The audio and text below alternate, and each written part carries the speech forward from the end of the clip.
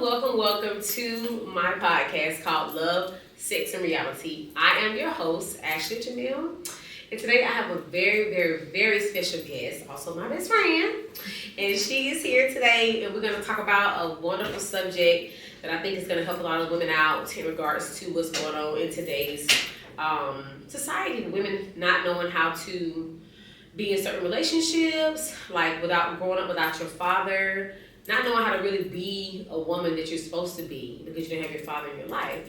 So today I want to introduce my boo, my best friend, Shawnee. Shawnee, how are you? Hey Ashley, I'm doing great. Thank you for having me. I'm so honored to be a guest on your podcast. Thank you. I'm so excited for you. So yeah, I'm here for it. Thank you. So I'm so happy to have you here. So thank you for joining me for this episode. Different subjects and titles throughout this podcast. So I hope you guys really enjoy. So let's get into it, Shawnee. Let's get into it. Yes, and also, please, my YouTubers, please hit the like and subscribe button, please. Thank you so much. So, Shawnee,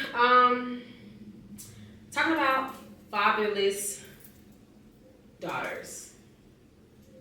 You know, that is, it's a touchy subject, honestly speaking. And I know I went through periods of my life where my father was not in my life. He was in and out.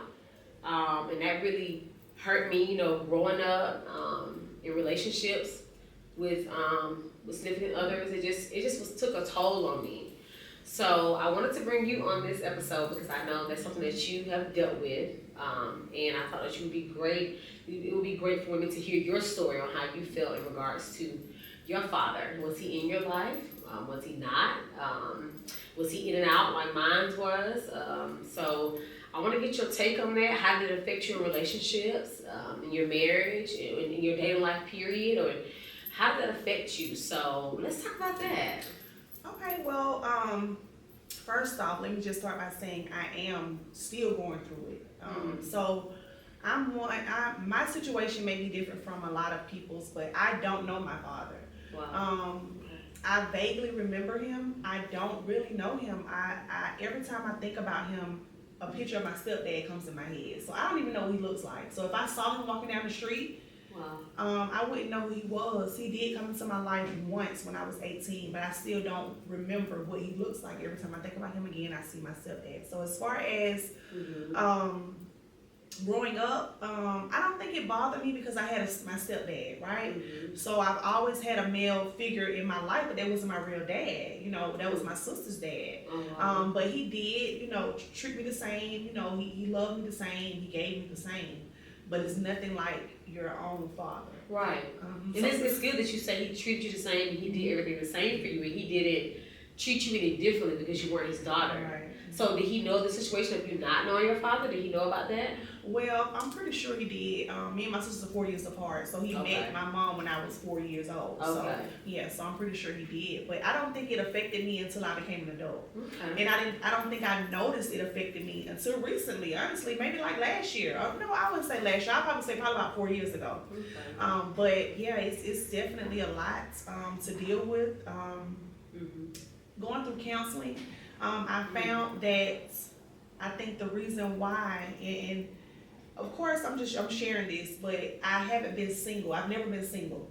So I'm recently finding out that those issues, or that's an issue that may have stemmed from me not having a father.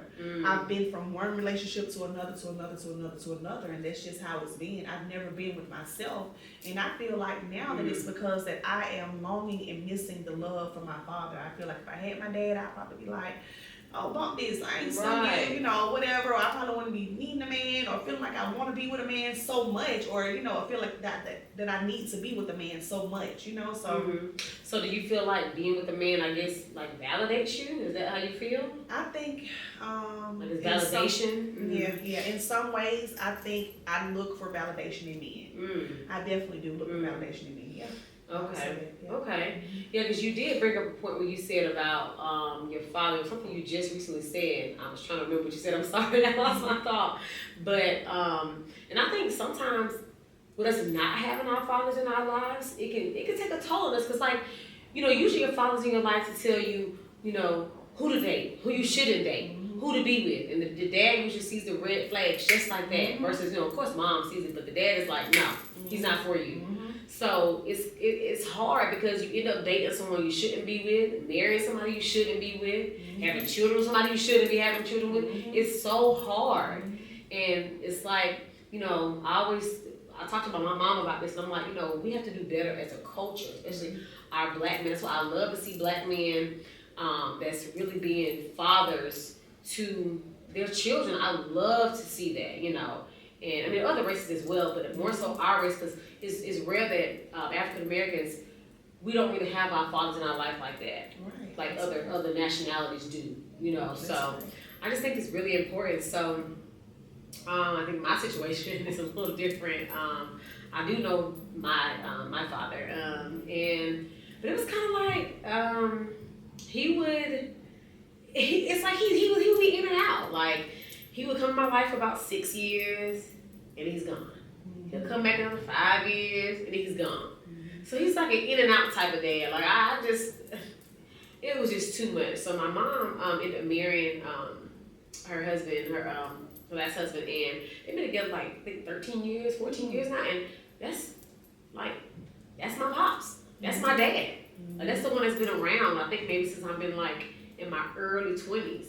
But my dad was so in and out, like I would lash out at men. I didn't believe anything a man would tell me. I would think all men were liars. Okay, like whatever they said, I'd be like, whatever. Okay, sure. Okay, great. Yeah. But I didn't believe anything, and I think that's still from me not having my father in my life to kind of help guide me on how to be treated or just how to handle myself as a lady, period, when it comes to being in relationships. I definitely agree. So when you're dating without a father, right, your mates doesn't have the idea of their mind, oh, I got big shoes to fill, because they don't know your father. You know what I'm saying? And I've always idoled daddy's girls. I've always wanted to be a daddy's girl. Me too. And those men, when they date these women or marry these women that are daddy's girls, they know that, listen, I got big shoes to fill. I got to step my game up. I got to do this, because at the end of the day, if I don't do it, she gonna call her daddy. And what kind of man is that gonna make me look like? So it definitely flows over into your adult life. Like you said, yours is more trust issues or not believing, anything a man says, and mine is more like validation and like the longing for love. Like I always want that type of love and acceptance from a man, and that's part of my daddy issues. So I think it's different types of daddy issues that women have that they're just fatherless. And I think we have identified at least two of them, today, and it's unfortunate. I did start a journey to try to find my father just because of the fact that, we are great women, and you want to, for me, because I don't know my dad, why would you not want to be a part of your daughter's life? She's doing this, she's an entrepreneur, she has kids, her own home, business, just an all-around great person. Why would you not want to seek and find who your daughter is, even though he probably has, other kids that I've heard, that he does have, a ton of other kids. I don't know my sisters and brothers. You want to know your bloodline. You want to know your bloodline, family tree, like, right. I want to know that, but I recently stopped because something just came over me and said, well, he ain't trying to find me, so why am I trying to find him? But what if he is trying to find you? I don't know. I think it's something I may have to may have to start back looking and researching and praying about to see honestly if that's the route that I want to continue to go. I agree. And did you hear me say really, like I know you've been searching for your dad? I'm sorry. Oh, that's my really like. But yeah, I mean that's up to you, Shawnee. Seriously, if you want to continue your journey, because he could be looking for you. Like we don't know. He may have your mom's number, whoever's number, but I know you did mention that you only met him one time. Do you want to talk about that time when you met him or what happened? Do you remember? It was so long ago. So I remember it was close to my 18th birthday, and I was about to get ready to move out. Like I had already kind of found me an apartment and was kind of getting ready to sign me a lease. I was just waiting until I turned 18 to sign the lease. And I happened to come home one day, and he was sitting in the living room. I didn't know who it was. I just walked past, hey, Mom. I spoke to him, whatever. So I went in the kitchen. My mom was like, you know who that is? I was like, no. She was like, that's your daddy. And then he come, I'm your daddy. I'm your daddy, girl. And I was like, okay, hey, Right. Like, I don't know you, sir. I know his name. My mom always kept told me that. She was like, his name Eddie, whatever. Mm-hmm. So I was like, hey, Eddie. He was like, I'm your daddy. Call me daddy. I'm like, what? Wait a minute. Hold on. First of all, I don't even know you. So I think we kind of had a few words. I left, and that was it. So that's the last time I seen him. Yep. He demanded me to call him daddy. Like, I don't know you. I don't even know you, sir. Like, I was so thrown off, to say the least. But yeah, I mean, that was it. Oh my gosh. That was it after that. And I think even that time, because I think that him and my mom still were kind of seeing each other a little bit after that. I think it was more about her and him, more so than him wanting to get to know his child. Yep. I think they were trying to rekindle something, on the low. Yeah. Yep. Ooh. So yeah, it's a lot. It's a lot to deal with. Like I say, even today, right? Just being married, it's a lot. I wish I had a father to talk to get advice from, to check my husband sometimes. You know what I'm saying? Right. To call and check him and put him in check when you hurt his baby girl. Right. Let me call and check your husband because he got stuff twisted. But I don't have that. And even as me being married and my husband knows his father, right? Mm-hmm. But you can have a father, but they were never a father figure. So for him, you know what I'm saying? It's like you don't know certain things because you weren't taught that, Mm-hmm. But it's still a way to learn, a lot of things. Like you can read, you can look at this, you can look at that, and you can say, well, I want to be better than my dad was to me. Right. Or I want to be better, and I know for me and my kids, I'm like, I want our family unit to be one. I want my kids to be with their dad. Of course, they know their father, I want to continue that dynamic, for my kids, or whatever. But I agree. At the end of the day, a man has to want to be not just a daddy, but a father. A father. That's that. Saying? Ooh, say it. So, yeah. Go back. Rewind. Say it again. A man has to be a what? Yeah. Not only a daddy, but he has to know how to be a father. A father. And that is the key. To me, the dad is, just give money. Here you go, right. But a father actually sits, take time, check on their children, see what's going on with the school. Do they have clothes? What's going on with your grades? A father sits and is so in tune with their child, everything that's going on, Yeah. I just, I don't want to bombard you with questions. I don't.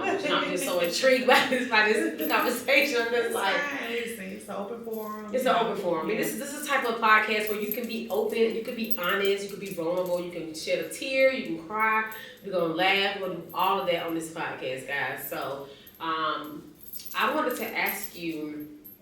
You did mention that you are on like a self journey. Mm-hmm. So in the midst of that, like when you discover about your father issues, did you like start seeking God? Did you go to church? Like what did you do, I guess, to incorporate the Lord into all of that to kind of help you with what's been going on? Or well, first let me just back up a little bit. Okay. Okay, so I had a really rough time last year. Okay, rough, and when I say it was rough, like I turned into a person that I really wasn't. I was lashing out.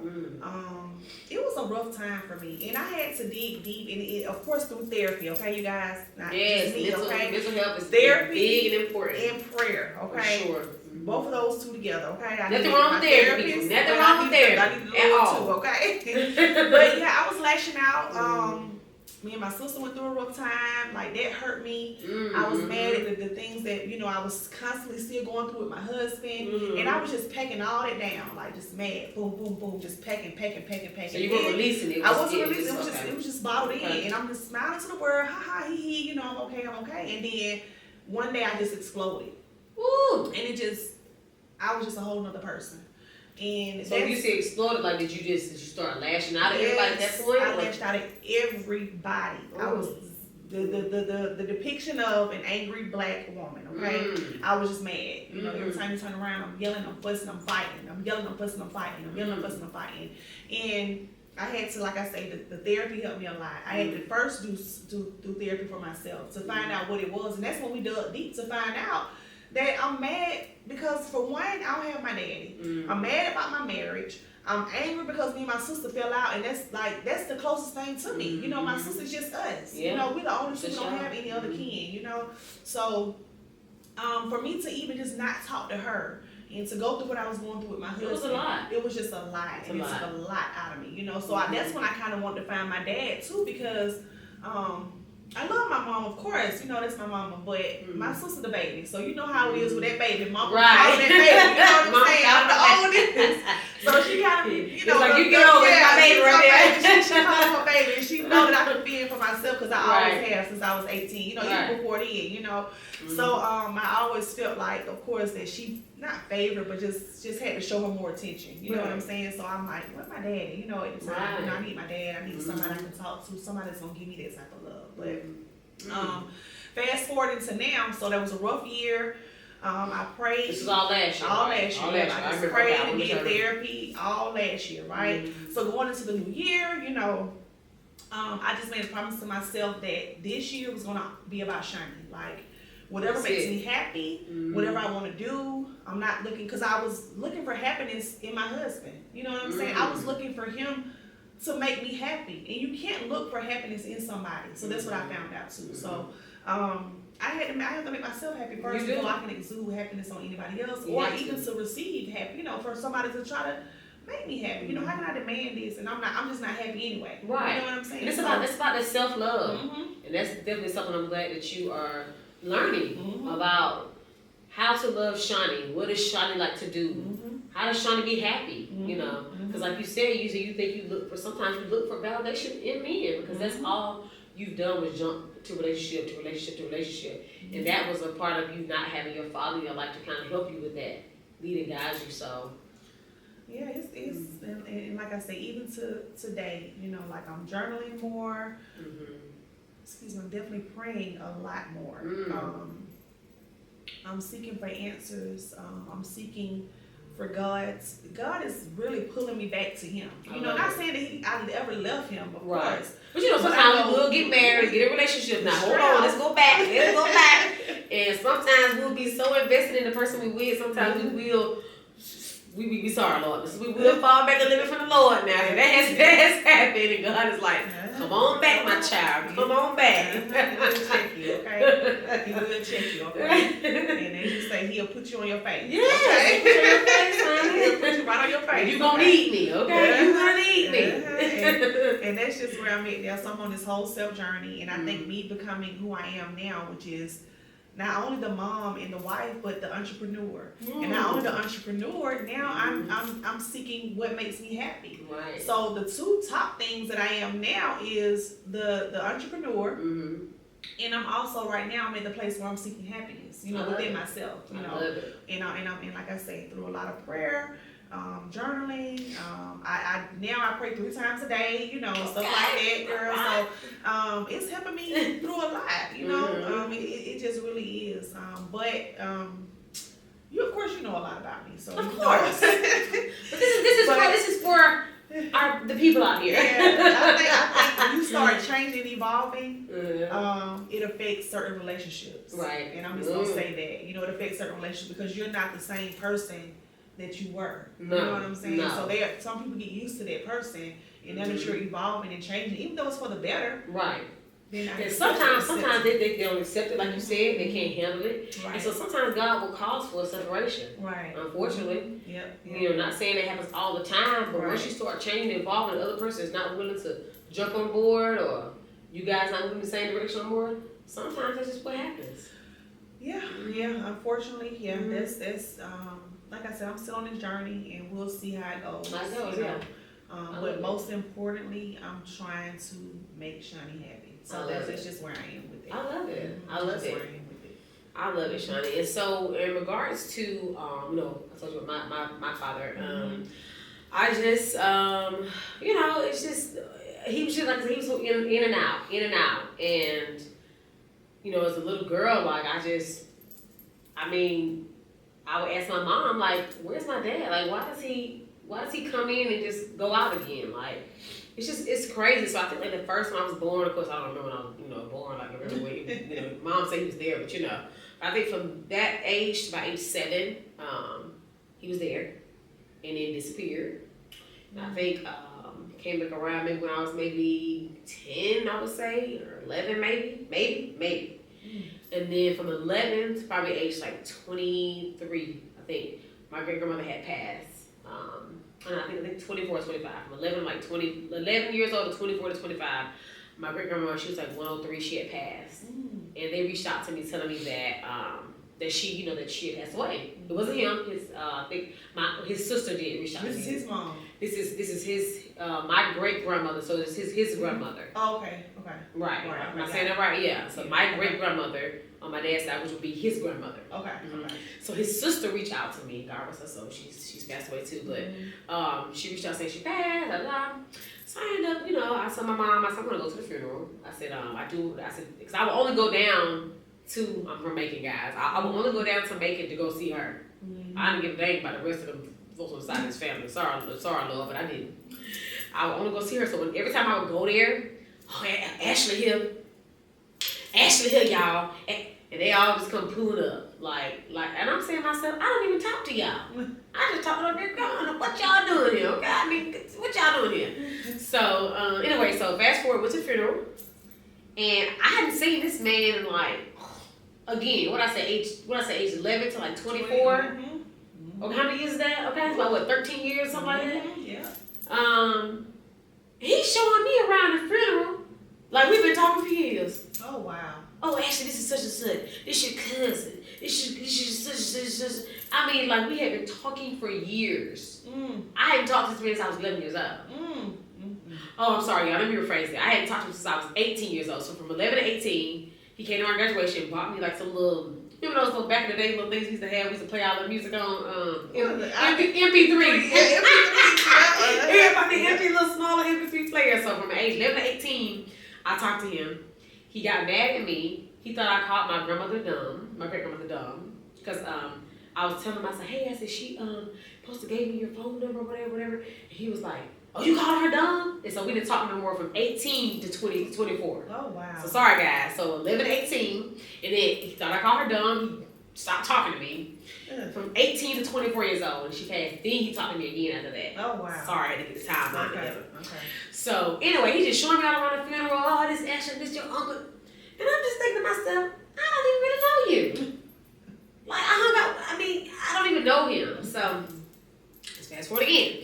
So I was saying, so we start, 24, let's see, I'm 30, I'll be 34 soon. So from age 24 to 32, I think we talked. Yeah, this December will be 2 years I haven't talked to him, But, so from 24 to 32, we talked. And I had moved to my first place, and we talk all the time, buying Christmas gifts, Father's Day gifts, my birthday gift, his birthday gift. We talking for this little 7/8 strand again, right? Okay. So I don't even talk about. He used to come see you too, right? He would come here to see me. Okay. I would go down to Macon to see him for father-daughter days. He would come here to see me. We would meet halfway for Christmas sometimes, exchange gifts and all of that. Now remember, he just in and out. One day, we all know that the COVID has been around for a couple of years now. Right. And one day, I ended up catching COVID, and he was supposed to come meet me. I think to exchange gifts. Next thing I know, we was halfway to each other, from Macon to where I'm coming from. He called me and said he can't come. Somebody's sick. He got to go back home. What? Okay. All right. We'll exchange gifts another day. Went home. So I ended up catching COVID. I think a week later or something like that. And so he hadn't called me. He hadn't checked on me. He had nothing. Nothing. So from that time that y'all said, I'm just trying to get an understanding. So from the time that he said somebody was sick. Yeah. You couldn't come. He was 10 minutes from me. 10 minutes from us meeting. And so he had to turn around because somebody got sick. Okay, and y'all didn't talk none until you said y'all. We didn't talk none anymore until I called him and said I had COVID, which was a week and a half. He didn't even call me to say let's meet up again. Nothing. Okay. Nothing. Okay.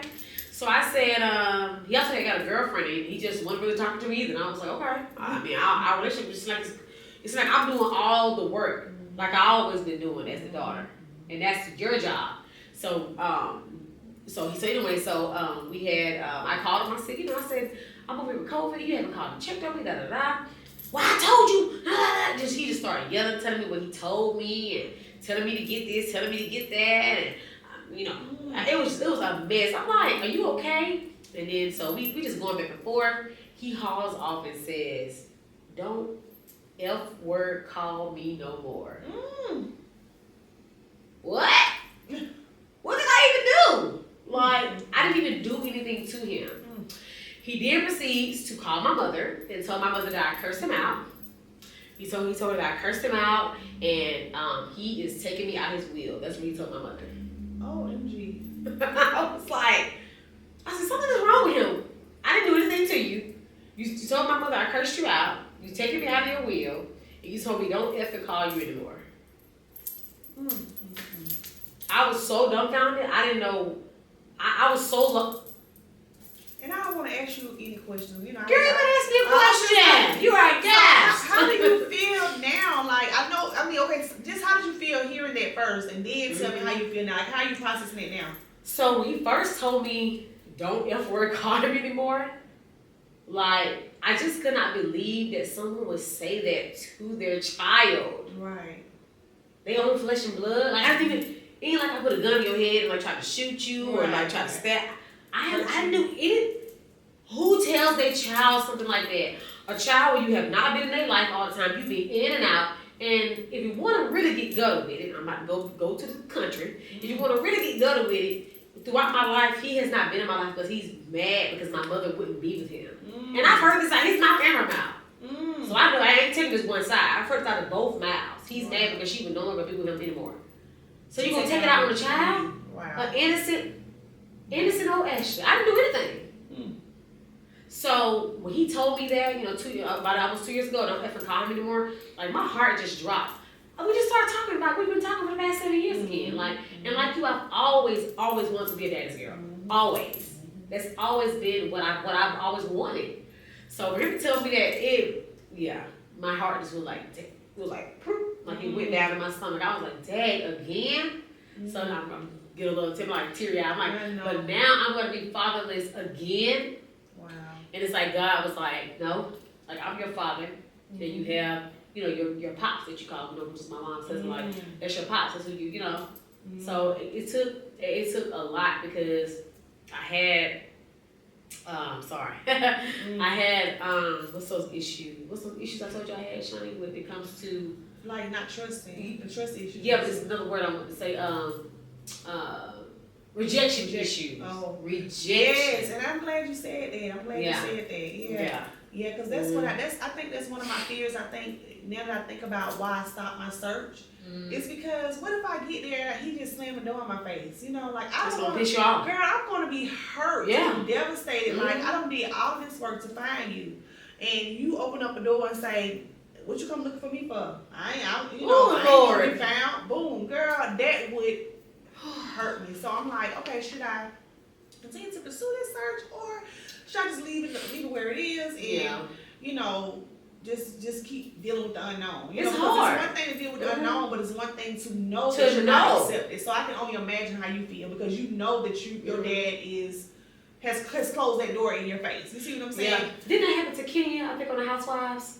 Was it her mom? It was her mom. Yeah. She was her mom. Her mom slammed the door in her face or didn't open the door. And she was devastated. Yes. Like your own parent don't want you. Like, so it's like if you don't want me, then I'm like, okay, then so is that why nobody else don't want me? You know what I'm saying? Of course, you know better, but you know how sometimes your mind can play tricks on you. You know what I'm saying? Like, and no child wants to feel like that. That's my whole thing. Like I just couldn't believe. I want to answer your other part of your question. Sorry, I just your other part of your question when you said, how do I feel now? Right now. Oh, praise the Lord. Okay, bless your name, Lord. I mean, I have come to. I get teary-eyed because it's just messed up. But I've come to terms with it. Right. That if you don't want to talk to me ever again, you're the one that's getting older, not me. Right. Okay, let me just say that. You're the one that's going up in age. You're almost 70 years old. So if that's what you want to do from here on out to the last of your days, then that's fine. Right. I just tell you to be blessed. That's it. Because I can't, as a child, I can't keep on chasing you. Right. I know that enough. Right. And as a child, I shouldn't have to do that anyway. That's, right. That's your job. That's right. I didn't ask to be here. I didn't ask to be here. You brought me here on this earth. Mm-hmm. So it's just really, it's sad, to be honest. It is. It's sad. So in the end, it's icing on the cake, y'all. After he told my mom, you know, like I was taking her out my will, mm-hmm. He proceeds to text me and say, "You're blocked until further notice." Oh, wow. Wow. Again, I did nothing to this man. Nothing. Wow, that's a lot. That's a lot. And one little, 5-minute conversation, and he was yelling, "Don't effing call me no more." I was just like, because you know, as a parent, you know, I'm a mother. You yes. know, so I have an older child. You know, she's 23. Mm-hmm. So we have words, but at the end of the day, I'm the parent.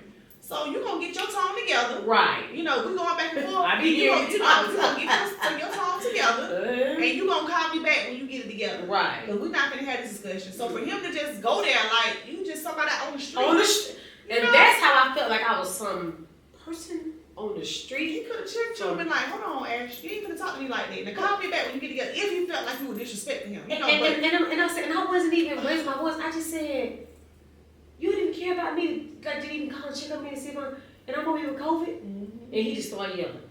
I told you that. Yeah, that's yeah. I had never in my life.